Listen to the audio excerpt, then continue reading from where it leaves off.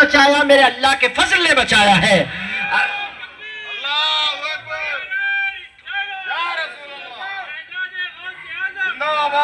میرے دوستو، پہلی بنیادی بات جو میں آپ کو سمجھانا چاہتا ہوں کہ جو غوث پاک پر ٹرائی کرتا ہے ہمیں چھوڑ دے گا آسانی سے۔ میرے دوستو، کسی کو نہیں چھوڑے گا۔ اگر آپ سمجھتے ہیں میں محفوظ ہو گیا تو دنیا کے سب سے بڑے دھوکے میں ہے۔ آخری وقت تک وہ مسلسل ٹرائی کرتا رہتا ہے۔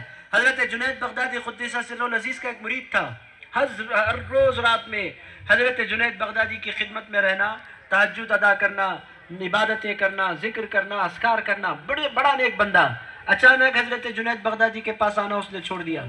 تو جنید بغدادی نے فرمایا اتنے دن سے میرا مرید غائب ہے، قصہ کیا ہے؟ ایک دن میں نظر آ گیا، بلا کر بٹھایا، پوچھا اے میرے بندے اے میرے مرید تم تھے کہاں غائب ہو گئے تھے؟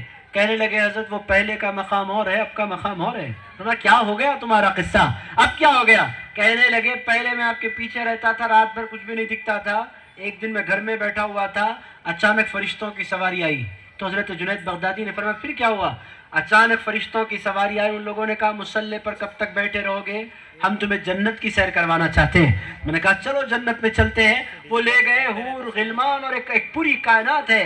اب پھر تم کیا کرتے ہو؟ میں پوری رات جنت کی نعمتوں میں گزارا کرتا ہوں، فجر سے پہلے لا کر وہ مجھے چھوڑ دیتا ہے۔ یہ قصہ کئی دن سے جاری ہے۔ حضرت جنید بغدادی نے فرمایا تو جنت دیکھ رہے ہو؟ ہاں سرکار جنت دیکھ رہا ہوں۔ تو اب میری ضرورت نہیں رہی، آپ کی اب ضرورت باقی نہیں رہی۔ جنت میں جانے کے لیے آپ کا دامن پکڑا تھا، اب جنت پہنچ جانے کے بعد اب آپ کی ضرورت کیا باقی رہ گئی ہے؟ حضرت جنید بغدادی نے فرمایا اچھی بات ہے میرے مرید، جنت جب جا رہے ہو ایک میری گزارش ہے، ایک میرا کام کر دو۔ وہ کرنا کیا ہے؟ ارشاد فرمایا اب کی بار جنت جانا تو بلند آواز سے لا حول ولا قوت الا باللہ پڑھ دینا۔ انہوں نے کہا بالکل پڑھوں گا، میری تاکید ہے، میں نہیں بھولوں گا آپ کی بات۔ عزیز دوستو، پھر آئے وہ لوگ اور لے کر اس کو جنت میں گئے، ہم فرشتے ہیں اور آپ کا استقبال جنت میں ہے۔ جو ہی جنت میں پہنچا بلند آواز سے کہا لا حول ولا قوت الا باللہ العلی العظیم۔ حوریں بھی غائب ہو گئی، غلمان بھی غائب ہو گئے اور عزیزان گرامی قدر وہ فرشتے بھی غائب ہو گئے۔ یہ کسی روڈ پر اپنے آپ کو پڑا ہوا پایا، بھائی تم جا کہاں رہے ہو؟ کہنے لگے تم نے اللہ کا نام لیا ہے، ہم ٹکنے والے نہیں ہیں، ہم کوئی فرشتے نہیں تھے، شیطان تھے جو تمہاری رات کی عبادتوں کو روکنے کے لیے تمہارے پاس آیا کرتے تھے۔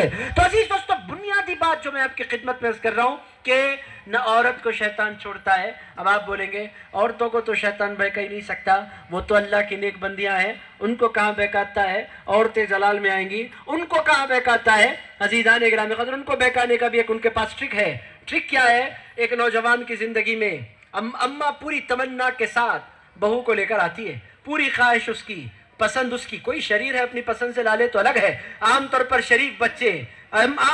شریف بچے بالکل شرافت کے ساتھ نکاح کیا کرتے ہیں۔